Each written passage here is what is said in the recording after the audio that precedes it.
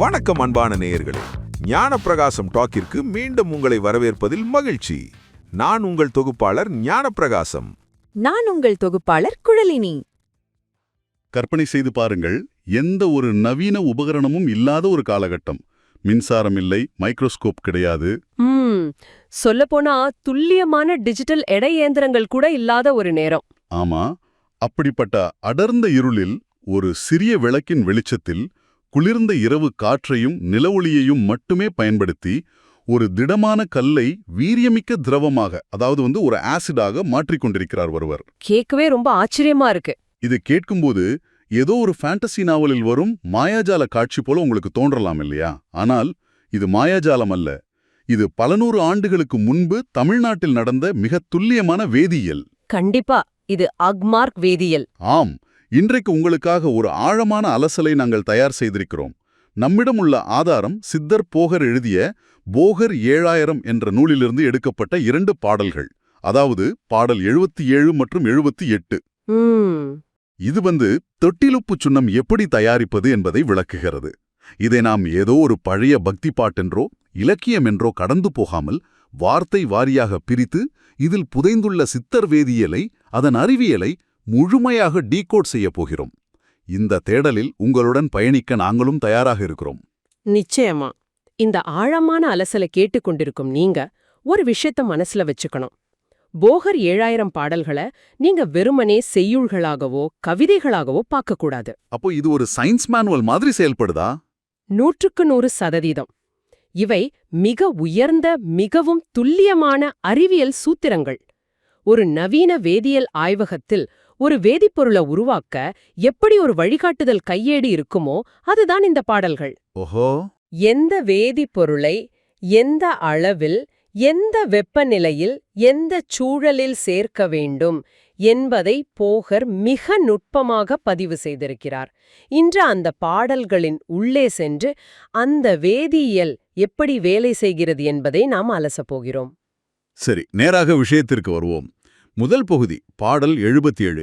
இதை நான் சுண்ணம் தயாரிக்கும் கலை என்று சொல்வதை விட ஒரு பழங்கால மாஸ்டர் ஷெஃபின் வேதியியல் சமையல் என்று சொல்ல ஆசைப்படுகிறேன். நல்ல ஒரு ஒப்பீடு. முதலில் அந்த பாடலை அதன் கவித்துவம் குறையாம தெளிவாக வாசிக்கிறேன். வாசிக்கும் போதே ஒவ்வொரு வார்த்தையும் கவனியுங்கள். ஊத்தியே பொடிபண்ணி யுப்போ டோக்க ஒக்கவையும் நீருகள்ல பூஞ்சோடாந்தான் தேத்தியே சீனமோடு சாரந்தானும் சிறப்பாக வகைக்கு அரைப்பழந்தான் போட்டு நீத்திய பழச்சாறு விட்டே யாட்டி நிசமாக நார்ச்சாமம் மறைத்து மைபோல் பாத்தியே சட்டியில் இட்டடுப்பில் ஏற்றி பக்குவமாய் எரியிடவே சுண்ணமாகும். அருமை. இதை கேட்கும்போதே உண்மையிலே ஒரு சீக்ரெட் ரெசிபி போல தோணுது. ஆனால் சமையலுக்கு பதிலாக இங்கே ஒரு கடினமான ரசாயன மாற்றம் நடந்து கொண்டிருக்கிறது. இதை வார்த்தை வாரியாக பிரித்து மெய்வோம். கண்டிப்பா பார்க்கலாம். முதல் வரியில் உப்போ டோக்க நீர்கல்லு பூஞ்சூடன்னு வருது. இந்த 3 பொருட்கள் என்னென்ன? இவை எப்படி வேலை செய்கின்றன? பாத்தீங்கன்னா இதுதான் அந்த முழு வேதி வினைக்கும் அடிப்படையான 3 பொருட்கள். இங்கே போகர் குறிப்பிடும் உப்பு என்பது சாதாரண சமையல் உப்பு இல்ல. இது பொட்டிலுப்பு. பொட்டிலுப்பு, அதாவது இதை நவீன வேதியியலில் பொட்டாசியம் நைட்ரேட் என்று சொல்வார்கள், சரியா? ஆமாம், மிகச்சரி. பொதுவாக ஒரு வேதிவினை வேகமாக நடக்க வேண்டுமென்றால் அங்கே அதிக ஆக்சிஜன் தேவை. இந்த பொட்டாசியம் நைட்ரேட் என்பது ஒரு மிகச்சிறந்த ஆக்சிஜனேற்றி. அதாவது நெருப்பையோ அல்லது வேதிவினையோ தூண்டிவிடும் ஒரு பொருள். ஓ, தூண்டிவிடும் ஒரு கேட்டலிஸ்ட் மாதிரி. சரி, அடுத்தது நீர்கல்லு. இது சுண்ணாம்புக்கல், அதாவது கால்சியம் கார்பனேட். ஆமாம், சரியான கேள்வி. வீரியம் அதிகமா இருக்கும்போது அதை நடுநிலையாக்க ஒரு பொருள் தேவைப்படும் இல்லையா? கால்சியம் கார்பனேட் என்ற இந்த நீருக்கல்லுக்கு அமிலத்தன்மையை நடுநிலையாக்கும் குணம் உண்டு. அப்போ இது ஒரு கண்ட்ரோலர் மாதிரி செயல்படுது. கரெக்ட். அதாவது வேதிவினை கட்டுக்கடங்காமல் போய்விடக்கூடாது என்பதற்காக பயன்படுத்தப்படும் ஒரு பேலன்சிங் ஏஜென்ட் இது. 3வது பூஞ்சூடன். இது பச்சை கற்பூரம். பச்சை கற்பூரம் ரொம்ப சீக்கிரமா ஆவியாயிடுமே. ஆமாம், அது மிகவும் எளிதில் ஆவியாகக்கூடிய ஒரு பொருள். திடப்பொருளாக இருக்கும் மற்ற வேதிப்பொருட்களை எளிதாக உருகச் செய்ய இது ஒரு தூண்டுகோலாக செயல்படும். இந்த 3இன் கலவையே மிக சிறந்த ஒரு வேதியியல் அடித்தளம். கேட்கவே ஆச்சரியமாக இருக்கிறது. பொட்டாசியம் நைட்ரேட், கால்சியம் கார்பனேட் மற்றும் பச்சை கற்பூரம். தூண்டுவதற்கு ஒன்று, கட்டுப்படுத்த ஒன்று, உருக்குவதற்கு ஒன்று என ஆரம்பமே மிக தெளிவாக திட்டமிடப்பட்டிருக்கிறது. அதுதான் சித்தர்களோட அறிவுத்திறன். சரி, அடுத்த வரியில் சீனமோடு சாரம் தானும் என்று வருகிறதே. சீனம் என்றால் இங்கே நாட்டை குறிக்கவில்லை என்று எனக்கு தோன்றுகிறது. அப்படிதானே? ஆமா, நீங்க நினைப்பது சரிதான். பழங்கால தமிழ் மருத்துவ நூல்களில் சீனம் என்பது நாட்டை குறிக்கவில்லை, அது படிகாரம் என்பதை குறிக்கும் சொல். ஆங்கிலத்தில் ஆலம் என்று சொல்வார்களே, அதுவா? அதேதான். தண்ணீரை சுத்தப்படுத்த இதை பயன்படுத்துவதை நீங்க பார்த்திருக்கலாம். இது ஒரு சிறந்த சுத்திகரிப்பான். இந்த சூத்திரத்தில் மற்ற உலோகங்களிலோ தாதுக்களிலோ உள்ள மாசுகளை நீக்க இது பயன்படுது. ஓ, அசுத்தங்களை நீக்க படிகாரம். அப்போ சாரம் என்றால் என்ன? சாரம் என்பது நவச்சாரம். இதை சால் அமோனியாக் அல்லது அமோனியம் குளோரைடு என்று அழைப்பார்கள். இந்த நவச்சாரம் என்பது உலோகங்களை உருக்குவதற்கும் கடினமான பாறைகளை உடைப்பதற்கும் சித்தர் வேதியியலில் மிக முக்கியமான ஒரு திறவுகோல். ஆக மொத்தம் 5 பவர்ஃபுல்லான உப்புக்கள் மற்றும் தாதுக்கள் இங்கே ஒன்றிணைக்கப்படுகின்றன. சரி, இந்த பொருட்கள் எல்லாம் எவ்வளவு எடுக்க வேண்டும் என்று அடுத்த வரியில் போகர் சொல்கிறார். சிறப்பாக வகைக்கு அரைப்பழம்தான் போட்டு. அரைப்பழம். பழம் என்பது பழங்கால எடையளவு. எனக்கு தெரிந்து ஒரு பழம் என்பது தோராயமாக 35 கிராம். அப்படியானால் அரைப்பழம் என்பது 17.5 கிராம். இந்த 5 பொருட்களையும் சரியாக 17.5 கிராம் எடுக்க வேண்டும் என்று சொல்கிறார். ஆமாம், மிக துல்லியமான அளவு அது. நீங்க இதை கேட்டுக்கொண்டிருந்தால் உங்களுக்கும் இதே சந்தேகம் வந்திருக்கும். எந்த ஒரு டிஜிட்டல் தராசும் இல்லாத காலத்தில் 17.5 கிராம் என்று இவ்வளவு துல்லியமாக எப்படி எடை சொன்னார்கள்? இது என்ன தற்செயலாக அமைந்ததா? இது தற்செயலாக நடந்திருக்க வாய்ப்பே இல்லை. சித்தர்களின் அறிவியல் 80 பல நூறு ஆண்டுகளாக தொடர்ச்சியாக நடந்த பரிசோதனைகளின் முடிவு. ஒரு வேதிவினை சரியாக நடக்க வேண்டும் என்றால் அதிலுள்ள மூலப்பொருட்கள் சரியான விகிதத்தில் இருக்கணும். கொஞ்சம் மாறினாலும் ரிசல்ட் வராது. கண்டிப்பா. கொஞ்சம் நவச்சாரம் அதிகமானாலோ அல்லது பொட்டிலுப்பு குறைந்தாலோ அவர்கள் எதிர்பார்க்கும் இறுதிப் பொருள் கிடைக்காது. இதற்காக அவர்கள் காடுகளில் மலைகளில் அமர்ந்து பல ஆண்டுகள் மீண்டும் மீண்டும் பரிசோதனை செய்திருக்கிறார்கள். ஓ, ட்ரையல் அண்ட் எரர் மெத்தட்ல பண்ணிருக்காங்க. ஆமா, தாங்கள் செய்த ஒவ்வொரு சிறிய மாற்றத்தையும் பதிவு செய்து எதையும் அளவு திருத்தம் செய்தே இறுதியாக வெற்றி பெற்றிருக்கிறார்கள். அப்படி பல நூறு முறை பரிசோதிக்கப்பட்டு உறுதி செய்யப்பட்ட பிறகுதான் அதை ஒரு சூத்திரமாக பாடலில் பதிவு செய்திருக்கிறார்கள். அப்படியென்றால் இது வெறும் கற்பனை இல்லை. இது பக்கா எம்பிரிக்கல் சயின்ஸ், அதாவது பரிசோதனை அறிவியல். சரி, இந்த 5 பொருட்களையும் தலா 17.5 கிராம் எடுத்துவிட்டோம். அடுத்து என்ன நடக்கிறது? நீத்தியே பழச்சாறு விட்டே யாட்டி நிசமாக நாற்சாமம் அரைத்து மைபோல். இது ரொம்ப முக்கியமான கட்டம். பழச்சாறு விட்டு மை போல அரைக்க வேண்டும் என்கிறார். இங்குதான் இந்த வேதியியலின் மிக சுவாரஸ்யமான கட்டம் ஆரம்பிக்கிறது. பழச்சாறு என்பது இங்கே எலுமிச்சை சாற்றை குறிக்கிறது. எலுமிச்சையில் என்ன இருக்கிறது? சிட்ரிக் அமிலம் இருக்கிறது. அதேதான், சிட்ரிக் அமிலம் இருக்கிறது. இந்த 5 வீரியமிக்க உப்புகளையும் தாதுக்களையும் ஒன்றாக சேர்த்து அதனுடன் சிட்ரிக் அமிலத்தை ஊற்றி அரைக்கும்போது என்ன நடக்கும் தெரியுமா? அந்த அமிலம் ஒரு ஊக்கியாக, அதாவது ஒரு கேட்டலிஸ்டாக செயல்படுகிறது. ஒரு நிமிஷம், கேட்டலிஸ்ட் என்று சொல்கிறீர்கள். அது சரியாக எப்படி வேலை செய்கிறது என்று கொஞ்சம் விளக்க முடியுமா? கண்டிப்பா விளக்குறேன். தாதுக்கள் இயற்கையாகவே ஒன்றோடு ஒன்று அவ்வளவு எளிதில் கலக்காது. அவற்றின் மூலக்கூறு பிணைப்புகள் மிகவும் வலிமையாக இருக்கும். எலுமிச்சை சாற்றில் உள்ள சிட்ரிக் அமிலம் அந்த பிணைப்புகளை மெதுவாக உடைக்கத் தொடங்குகிறது. ஓ, அந்த கெமிக்கல் பாண்ட்ஸ் பிரேக் ஆகுது. ஆமா. அது மட்டும் இல்லாமல் போகர் நாற்சாமம் அரைத்து என்று ஒரு கால அளவை குறிப்பிடுகிறார் பாருங்கள். ஒரு சாமம் என்பது தோராயமாக 3 மணி நேரம். அப்படியானால் நாற்சாமம் என்பது 12 மணி நேரம். 12 மணி நேரமா? இடைவிடாமல் தொடர்ந்து அரைக்க வேண்டுமா? ஆமாம். அப்படி தொடர்ந்து அரைக்கும்போது என்னாகும் என்றால் கல்லுக்கும் அந்த பொருட்களுக்கும் இடையில் ஒரு உராய்வு ஏற்படும். அந்த உராய்வினால் வெப்பம் உருவாகும். ஆமா, ஃப்ரிக்ஷன்னால சூடு வரும். கரெக்ட். ஒரு பக்கம் சிட்ரிக் அமிலத்தின் ரசாயன தாக்குதல், இன்னொரு பக்கம் உராய்வினால் ஏற்படும் வெப்பம். இவை இரண்டும் சேர்ந்து அந்த 5 கடினமான பொருள்களையும் உடைத்து ஒன்றோடு ஒன்று வேதிவினை புரியச் செய்து மை போன்ற ஒரு மென்மையான பசையாக மாற்றிவிடும். 12 மணி நேர உழைப்பு. இது சும்மா மந்திரம் போட்டு உருவாக்குவது இல்ல. கடுமையான உடல் உழைப்பும் அறிவியலும் கலந்த ஒரு செயல்முறை. சரி, இப்படி அரைத்தெடுத்த அந்த பசையை என்ன செய்வது?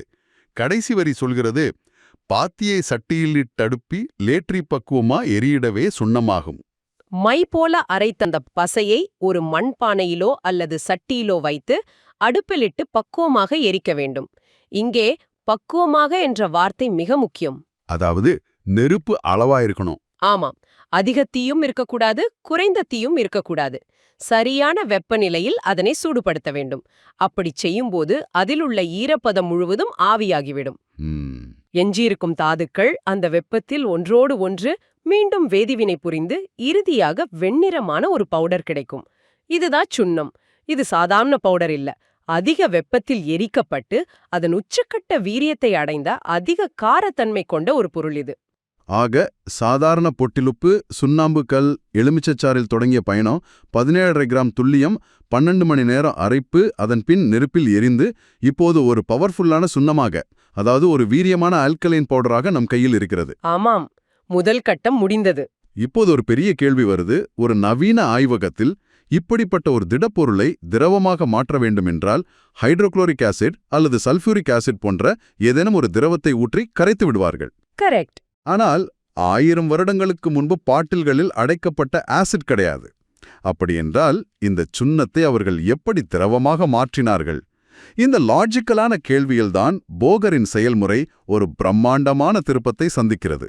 ஆமா, அதுதான் அடுத்த பாட்டு. அதற்கான விடைதான் பாடல் 78. இதை நான் வாசிக்கிறேன், கேளுங்கள். சுண்ணத்தைச் சுரண்டிப்பின் காணில் வைத்து சோமனாம் பனிப்படமே செய்நீராகும் வெண்ணத்தை வீரமோடு பூரம் லிங்கம் மீறாமல் வகைக்குகால் பலமுன் கூட்டி திண்ணத்தைச் செய்நீரில் பொடித்துப் போட்டு சிந்தாமர் பரணிதனில் அடைத்து வைத்து நன்னத்தை நீர்த்தண்ணில் நாகம் சாய்க்க நலியாது புகையஞ்சும் கட்டிப்போமே. ரொம்ப அற்புதமான வரிகள். இந்த முதல் வரியை கவனிக்கும்போது சுண்ணத்தை சுரண்டி பிங்கானில் வைத்து சோமனாம் பனிப்படவே செயனிலாகும். அந்தச் சட்டியிலிருந்து சுண்ணத்தை சுரண்டி எடுத்து ஒரு பீங்கான் பாத்திரத்தில் வைக்கச் சொல்கிறார். சோமன் என்றால் சந்திரன், அதாவது நிலா. இலவு நேரத்தில் நிலவின் ஒளியும் பனியும் படும்படி அந்த பீங்கான் பாத்திரத்தை வெளியே வைக்க வேண்டும். அப்படி வைத்தால் அந்த பொடியான சுண்ணம் திரவமாக, அதாவது செயநீராக மாறும் என்கிறார். உடனே எனக்கு ஒரு சந்தேகம் வருகிறது. நீங்கள் இதை கேட்டுக்கொண்டிருந்தாலும் உங்களுக்கும் இந்த தயக்கம் வரலாம். என்ன சந்தேகம் சொல்லுங்க? முந்தைய பாடல் வரை எல்லாமே லாஜிக்கான அறிவியலாக இருந்தது. எரிக்கிறோம், பவுடராகிறது. ஆனால் பவுடராக இருக்கும் ஒரு பொருளை ராத்திரி நிலா வெளிச்சத்தில் கொண்டு போய் வைத்தால் அது எப்படி தானாக திரவமாக மாறும்? இது கேட்பதற்கு ஏதோ கவித்துவமான கற்பனை போல இருக்கிறதே. நிலா வெளிச்சம் எப்படி ஒரு கல்லை உருக்கும்? இது கேட்பதற்கு வேண்டுமானால் கவிதை போல இருக்கலாம். ஆனால் இது 100% தூய்மையான வேதியியல். நவீன வேதியியலில் ஹைக்ரோஸ்கோபி அல்லது டெலிகுவெசன்ஸ் என்று ஒரு பண்பு இருக்கிறது. அதை பற்றி நீங்க கேள்விப்பட்டிருக்கிறீங்களா? ஆமாம், சில பொருட்கள் காற்றில் உள்ள ஈரப்பதத்தை உறிஞ்சும் தன்மை கொண்டவை என்று நான் படித்திருக்கிறேன். ஆனால் அது எப்படி ஒரு திடப்பொருளை திரவமாக மாற்றும் அளவுக்கு வேலை செய்கிறது? அதை கொஞ்சம் விளக்கமாக சொல்லுங்கள். நிச்சயமா. நாம் முந்தைய பாடலில் தயாரித்த சுண்ணம் இருக்கிறதே, அது சாதாரண பவுடர் இல்லை. அந்த 5 உப்புகளும் நெருப்பில் எரிந்து சுண்ணமாக மாறும்போது அதிலுள்ள தண்ணீர் முழுமையாக வெளியேறி விடுகிறது. ஓ, அது ஒரு ட்ரை ஸ்டேட்ல இருக்கு. ஆமா. இதனால் அந்த சுண்ணம் வேதியியல் ரீதியாக ஒரு பெரிய தாகத்தில் இருக்கும். அதாவது காற்றில் எங்கு ஈரப்பதம் இருந்தாலும் அதை அசுரத்தனமாக உறிஞ்சி தன்னைத்தானே உருக்கிக் கொள்ளும் தன்மை அந்த சுண்ணத்திற்கு வந்துவிடும். இதுதான் ஹைக்ரோஸ்கோபி. அப்போ அந்த பனித்துளியை அது உறிஞ்சிக்குமா? கரெக்ட். இப்போது போகர் ஏன் இதை இரவில் செய்யச் சொல்கிறார் என்று யோசித்துப் பாருங்கள். இரவு நேரத்தில் பனிக்காற்றில் ஈரப்பதம் மிக அதிகமாக இருக்கும். நிலவொளி குளிர்ந்திருக்கும். இந்தச் சூழலில் அந்த சுண்ணத்தை வெளியே வைக்கும்போது அது அந்த பனியிலுள்ள நீரை தொடர்ந்து உறிஞ்சு கொண்டே இருக்கும். அற்புதம். ஒரு கட்டத்தில் அது உறிஞ்சிய தண்ணீரிலேயே அது கரைந்து தானாகவே உருகி ஒரு வீரியமிக்க திரவமாக மாறும். இதைத்தான் அவர் செய்நீர் என்கிறார். செய்நீர் என்றால் மிகவும் தீவிரமாக செயல்படும் ஒரு திரவ ஆசிட். இது உண்மையாவே நம்ப முடியாத ஒரு விஷயம். அப்படி என்றால் போகர் நிலவொளி என்று சொன்னது கவிதைக்காக அல்ல, அந்த இரவு நேர குளிர்ந்த மற்றும் ஈரப்பதமான சூழலை தான் அப்படி சொல்லியிருக்கிறாரு. இயற்கையையே ஒரு வேதியியல் ஆய்வகமாக அவர்கள் பயன்படுத்தியிருக்கிறார்கள். அது மட்டுமா? இன்னொரு வார்த்தையை நீங்க அங்கே கவனிக்க வேண்டும். பிங்கானில் வைத்து என்று சொல்கிறார். ஏன் அந்த சுண்ணத்தை உலோக பாத்திரத்திலோ மண் பாத்திரத்திலோ வைக்க சொல்லவில்லை? மண் பாத்திரம் என்றால் அது திரவத்தை உறிஞ்சிவிடும். உலோகப் பாத்திரம் என்றால் என்னவாகும்? உலோகப் பாத்திரத்தில் வைத்தால் அந்த செய்நீர் அவ்வளவு வீரியமான ஒரு திரவம் என்பதால் அது அந்த பாத்திரத்தையே அரித்து ஓட்டை போட்டுவிடும். பிங்கான், அதாவது பீங்கான் பாத்திரம் என்பது எதனோடும் அவ்வளவு எளிதில் வினை புரியாத ஒரு பொருள். ஓ, நான் ரியாக்டிவ்னு சொல்வார்களே அதுவா? ஆமாம், நான் ரியாக்டிவ். குளிர்ந்த வெப்பநிலையை சீராக வைத்திருக்கவும் பீங்கான் உதவும். அதனால்தான் மிக துல்லியமாக பீங்கான் பாத்திரத்தை பயன்படுத்தச் சொல்கிறார் போகர். அவர் எந்த வார்த்தையையும் சும்மா எதுகை மோனைக்காக பயன்படுத்தவில்லை. ஒவ்வொரு வார்த்தைக்குள்ளும் ஒரு ஆய்வுக்கூடமே இயங்கிக் கொண்டிருக்கிறது. சரி, இயற்கையின் உதவியோடு அந்த வீரியமிக்க செய்நீர் தயாராகிவிட்டது. அடுத்த வரி என்ன சொல்கிறது? வெண்ணத்தை வீரமுடு பூரம் லிங்கம் மீறாமல் வகைக்கால் பலமும் கூட்டித். வீரம் பூரம் லிங்கம். இதை கேட்கும்போதே கொஞ்சம் பயமாக இருக்கிறது. இது சாதாரண கலவை இல்லை என்று எனக்கு தோன்றுகிறது. இவை என்ன பொருட்கள்? நீங்க பயப்படுவது நியாயமானதுதான். இவை மூன்றும் பாதரசத்தின் தாதுக்கள். மிகவும் ஆபத்தானவை. பாதரசமா? அது ரொம்ப நச்சுத்தன்மை கொண்டதாச்சே. ஆமாம், வீரம் என்பது மெர்க்குரி குளோரைடு, பூரம் என்பது கலோமெல், லிங்கம் என்பது சின்னபர் அல்லது மெர்க்குரி சல்ஃபைடு. இவை சாதாரணமான ஆட்களிடம் கொடுத்தால் பெரிய ஆபத்தை விளைவிக்கக்கூடிய தீவிரமான நச்சுத்தன்மை கொண்ட வேதிப்பொருட்கள். அப்போ இத எப்படி மெடிசின்ல யூஸ் பண்றாங்க? சித்த மருத்துவத்தில் இவற்றை முறையாக சுத்தி செய்து, அதாவது பல படிநிலைகளில் சுத்திகரித்து அதன் பிறகுதான் மிக நுட்பமாக பயன்படுத்துவார்கள். இந்த 3 பாதரச தாதுக்களையும் மீறாமல் வகைக்கு கால்பழம் கூட்டச் சொல்கிறார். முன்பு அரைப்பழம், அதாவது 17.5 கிராம் எடுத்தார்கள். இப்போது கால்பழம், அதாவது தோராயமாக 8 அல்லது 9 கிராம் எடுக்கச் சொல்கிறார். எடை குறைகிறது, ஆனால் சேர்க்கப்படும் பொருளின் வீரியம் பல மடங்கு கூடுகிறது. இவற்றை என்ன செய்ய வேண்டும்? தின்னச்சை நீரிற் பொடித்து போட்டு சிந்தாமற் பரணிதனில் அடைத்து வைத்து, இந்த 3 பாதரச தாதுக்களையும் நன்கு பொடி செய்து இரவு முழுவதும் நிலவொளியில் ஊறி தயாராக இருக்கும் அந்த வீரியமான செயநீருக்குள் போட வேண்டும். ஓ, அந்த ஆசிட்குள்ள போடணும். ஆமாம். போட்ட பிறகு அதை ஒரு பரணியில் அடைத்து வைக்க வேண்டும். பரணி என்பது காற்று புகாத ஒரு கண்ணாடி அல்லது களிமண் ஜாடி. அந்த வீரியமிக்க செயநீர் இந்த பாதரச தாதுக்களை மெல்ல மெல்ல தன் வயப்படுத்தி கரைத்து அதை வேறு ஒரு புதிய வேதிப்பொருளாக உருமாற்றத் தொடங்கும். இது ஒரு மெதுவான ஆனால் மிக தீவிரமான வேதியியல் மாற்றம். சரி, இப்போது மிக ஆபத்தான பொருட்களை எல்லாம் சேர்த்து விட்டோம். இதன் கிளைமேக்ஸ் என்ன? கடைசி வரி, நன்னத்தை நீர் தன்னில் நாகம் சாய்க்க நலியாது புகையஞ்சும் கட்டிப்போமே. நாகம் நாகம் என்றால் இங்கே பாம்பை குறிக்கிறதா? இல்ல, சித்தர் வேதியியலில் நாகம் என்றான் துத்தநாகம் என்று பொருள். ஆங்கிலத்தில் ஜிங்க் என்று சொல்லும் ஒரு உலோகம். அந்த பரணியிலுள்ள செயநீரில் இறுதியாக இந்த துத்தநாகத்தைச் சேர்க்க வேண்டும். ஒரு மெட்டலை உள்ள சேர்க்கணும். ஆமாம். இப்போது நீங்களே சொல்லுங்கள், ஒரு சாதாரண சூழலில் இப்படிப்பட்ட ஒரு வீரியமிக்க அமிலத்திரவத்தில் ஒரு உலோகத்தை போட்டால் என்ன ஆகும்? அது என்ன ஆகும்? உடனே அது பொங்கி புகைய ஆரம்பிக்கும். ஒரு பயங்கரமான ரசாயன மாற்றம் நடக்கும். அமிலம் கொதித்து வெளியே கொட்டும். சரியாக சொன்னீர்கள். அதையேதான் போகரும் சொல்கிறார். ஆனால் இங்கேதான் போகரின் வேதியியல் ஒரு பெரிய மேஜிக்கை செய்கிறது. நலியாது புகையஞ்சும் கட்டிப்போமே என்கிறார். அப்படின்றால்? அதாவது அந்த வீரியமான திரவத்தில் துத்தநாகத்தை போடும்போது அதன் தரம் கொஞ்சமும் குறையாமல், எந்த புகையும் வெளிவராமல் அந்த திரவம் முழுவதுமாக இந்த துத்தநாகத்தோடு வினை புரிந்து ஒரு திடப்பொருளாக அப்படியே கட்டிக்கொள்ளும் என்கிறார். ஒரு நிமிஷம். வீரியமான ஆசிட், அதில் பாதரச தாதுக்கள் இருக்கின்றன. அதில் போய் துத்தநாகத்தை போடுகிறார். ஆனால் அது புகையாமல் கட்டிக்கொள்ளுமா? அது எப்படி அறிவியல் படி சாத்தியம்? அதை தடுத்து நிறுத்துவது எது? இதை நீங்க புரிந்து கொள்ள வேண்டுமென்றால் நாம் முதலில் சேர்த்த பொருட்களுக்குச் செல்ல வேண்டும். நாம் ஏற்கனவே பூஞ்சூடன் எனப்படும் கற்பூரம் மற்றும் நவச்சாரம் சேர்த்தோம் இல்லையா? ஆமாம், முதல் பாடலில் சேர்த்தோம். அது மட்டுமில்லாமல் நிலவொளியின் பனிநீர், இவை அனைத்தும் சேர்ந்து அந்த பாதரச தாதுக்களை ஒரு நிலைப்படுத்தப்பட்ட, அதாவது ஒரு ஸ்டெபிளைஸ்டு நிலைக்கு கொண்டு வந்துவிட்டன. ஓ, எனக்கு இப்போது புரிகிறது. இதை நான் இப்படி புரிந்து கொள்ளலாமா? ஒரு வண்டியில் ஷாக் அப்சார்பர் எப்படி வேலை செய்கிறதோ, வண்டி ஒரு பெரிய பள்ளத்தில் இறங்கும்போது ஏற்படும் பயங்கரமான அதிர்வை அந்த ஷாக் அப்சார்பர் தன்னுள் வாங்கிக் கொண்டு வண்டிக்குள் இருப்பவர்களுக்கு எந்த ஒரு பெரிய குழுக்களும் இல்லாமல் பயணத்தை சீராக வைக்கிறதோ, அதேபோல இந்த கற்பூரமும் நவச்சாரமும் ஒரு ஷாக் அப்சார்பர் போல செயல்பட்டு அந்த ரசாயன தாக்குதலின் வீரியத்தை உள்ளுக்குள்ளேயே தாங்கிக் கொண்டு புகை வராமல் தடுக்கிறதா? மிக அருமையான உவமை. 100% அப்படித்தான். அவை அந்த வினையின் வன்முறையான தன்மையை குறைத்து விடுகின்றன. அதனால் துத்தநாகத்தை சேர்க்கும்போது எந்த ஒரு புகையோ வெடிப்போ இல்லாமல் மிக அமைதியாக அமால்கமேஷன் என்ற ஒரு செயல்பாடு நடக்கிறது. வாவ். திரவமும் உலோகமும் இணைந்து அது ஒரு புகையாத திடப்பொருளாக மாறுகிறது. பல நோய்களை தீர்க்கக்கூடிய மருத்துவ பயன்பாட்டிற்கான இறுதி வடிவம் இதுதான். உண்மையிலேயே இதை கேட்கும்போது எனக்கு புல்லரிக்கிறது. இதை இப்போது கேட்டுக்கொண்டிருக்கும் உங்களுக்கும் இதே உணர்வுதான் இருக்கும் என்று நம்புகிறேன். எங்கே ஆரம்பித்தோம் பாருங்கள். ஆமா, சாதாரண பொட்டிலுப்பு, பச்சை கற்பூரம், எலுமிச்சைச் சாறு. இங்கிருந்து தொடங்கிய பயணம் 12 மணி நேர கடுமையான உழைப்பிற்குப் பின் நெருப்பில் வெந்து அது சுண்ணமாகிறது. அதன் பின் இரவின் பனியில் காற்றிலுள்ள ஈரப்பதத்தை உறிஞ்சி நிலவொளியில் தானாகவே நீராகிறது. அதன் பின் வீரியமிக்க பாதரச தாதுக்களையும் துத்தநாகத்தையும் தன்னுள் அடக்கி எந்த புகையும் இல்லாமல் ஒரு அரிய வேதிப்பொருளாக மாறுகிறது. ஆமா.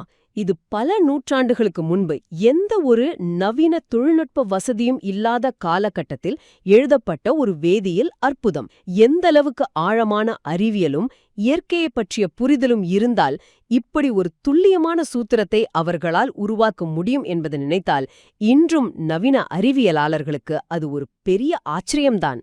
இதை கேட்டுக்கொண்டிருக்கும் நேயர்களுக்கு உங்களுக்கு இப்போது புரிந்திருக்கும் இந்த ஆழமான அலசல் நமக்கு ஏன் முக்கியம் என்று. ஏதோ மலை குகையில் ஒரு சித்தர் பாடிய பழைய பாட்டு என்று நாம் இதை இனிமேல் எளிதாக கடந்து போக முடியாது. கண்டிப்பா முடியாது. பல நூற்றாண்டு பழமையான நம் முன்னோர்களின் அறிவியலை நாம் இன்னும் முழுமையாக புரிந்து கொள்ளவே இல்லை என்பதை உணர இது நமக்கு உதவும். வேதியியல் என்பது மேலை நாடுகளிலிருந்துதான் வந்தது என்ற எண்ணத்தை உடைத்தெறியும் மிக முக்கியமான ஆவணம் இது. முற்றிலும் உண்மை. இதை ஒரு வெறும் இலக்கியமாக மட்டும் நாம் பார்க்காமல் இதன் பின்னால் உள்ள அறிவியலை, தொழில்நுட்பத்தை, அவர்கள் இயற்கையை புரிந்து கொண்ட அந்த ஆழமான பார்வையை நாம் கண்டிப்பாக மீட்டெடுக்க வேண்டும். கவிதை என்ற இனிமையான போர்வையில் போகர் பதுக்கி வைத்துள்ள இந்த துல்லியமான வேதியியல் சூத்திரங்களை பார்க்கும்போது எனக்கு ஒரு சிந்தனை எழுகிறது. அதை அப்படியே உங்கள் சிந்தனைக்கும் நான் விட்டு வருகிறேன். வெறும் இலக்கியம், பக்தி பாடல்கள் என்று நாம் இன்று சுலபமாக கடந்து போகும் இன்னும் எத்தனை ஆயிரம் பழங்கால பாடல்களுக்குள் நவீன அறிவியல் உலகம் பல கோடிகளை செலவழித்து தேடிக்கொண்டிருக்கும் விடைகள் இதுபோல ஒரு ரகசிய குறியீடாக உறங்கிக் கொண்டிருக்கிறதோ யாருக்கு தெரியும்? அடுத்த முறை நீங்கள் ஒரு பழம்பெரும் கவிதையை படிக்கும்போது இதன் பின்னால் என்ன அறிவியல் இருக்கும் என்று சற்று ஆழமாக யோசித்துப் பாருங்கள். மீண்டும் ஒரு சுவாரஸ்யமான ஆழமான அலசலில் சந்திப்போம்.